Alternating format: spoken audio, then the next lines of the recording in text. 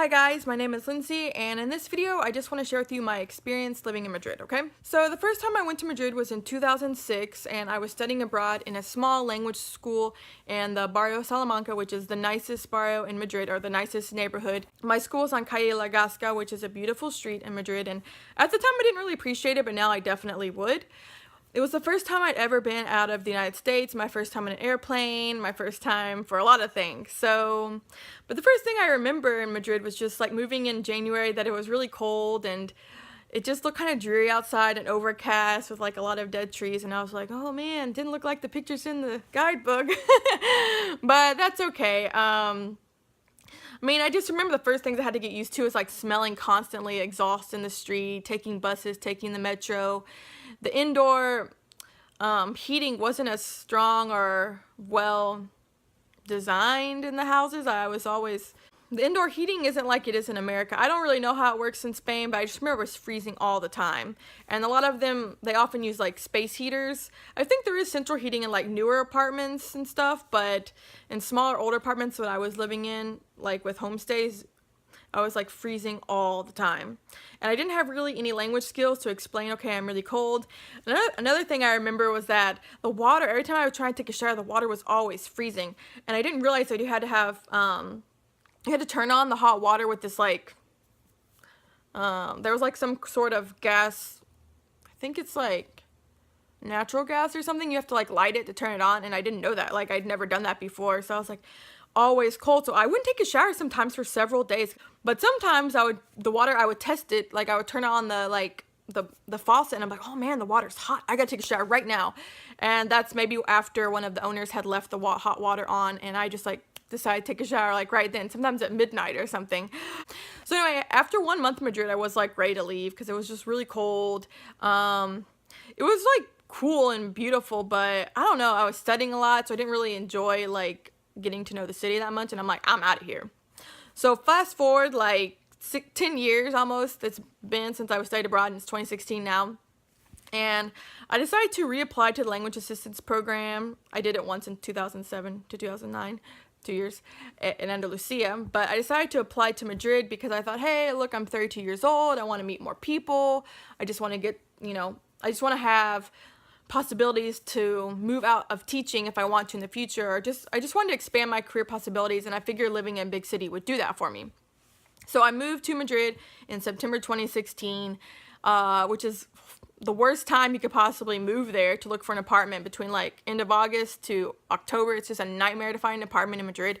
I found it really difficult to find an apartment without having a real estate agent. I mean, some people with like amazing Spanish skills and like really understand how their system works could probably do it without a real estate agent, but I had to have one, and you end up paying like all these crazy fees, sometimes 2 or 3 months, up to 6 months of rent right away. And so I was like out 3 months of rent straight away, and then I used this company, this English speaking company on top of it to like help me find the apartment. So I had to pay them a €250 fee.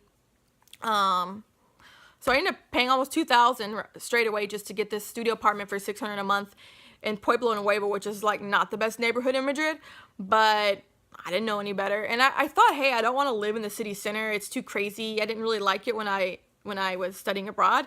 But after living in Pueblo Nuevo, Ciudad Lineal area, I totally regret moving there, and I definitely recommend live near the city center. Sol, La Latina, Malasaña, Chueca, Lavapiés, Embajadores, Opera, whatever. Live in the city center because that's where all the action is. I don't even care what people say. Live in the city center. If you want to have fun, live in the city center. Bam. Okay, that was my mistake. Yeah, definitely my mistake. Anyway, so after I found my apartment and I started going to school, like in Andalusia, my school was pretty chill. It was a big school, but it was pretty chill. The first day I went to meet the teacher, my bilingual coordinator, I was there at 9:30, she told me to come at 9:30. I was like there at 9:30, but she was like, oh, it's 9:31. We can start now. And I was like, okay, like, I didn't know you guys were so punctual. Like, I think that was my mistake. In Andalusia, I had a more like low-key experience with my bilingual coordinator. And then when I moved to Madrid, I already had that kind of chill experience. So I thought, okay, all schools in Spain must be kind of chill or low-key or something. But it was complete opposite in Madrid. The school I was at was like super intense. I've heard all different like I've heard all different stories of different types of experience in Madrid, so mine is just one of those experiences. But my bilingual coordinator must have had a lot of bad experiences with language teachers in the past, like getting drunk, not showing up, and she just assumed the worst about all of us from the very beginning. Which I was like, no, I'm like 32 years old. I'm very responsible. I have a master's. Like, I'm not here to party.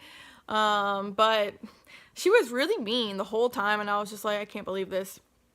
And I tell people to be nice constantly, and I was trying to be nice, but whatever. So anyway, I didn't have a positive school experience, and overall, like, after moving to Madrid a month or so, like, I was having a lot of anxiety and fatigue, and I just couldn't do my job right, and I didn't enjoy the school. It was really hard for me to meet Spanish people. Like, I work with Spanish people, but, like, they weren't as open or as friendly as my experience in Andalusia, unfortunately, and so I never really got to know them that well. Some of them were really cool, others were kind of more to themselves. I had a few friends from the program outside of school that I would hang out with, but overall, like, the transition was really hard for me moving at 32. I just really missed my friends and my family a whole lot.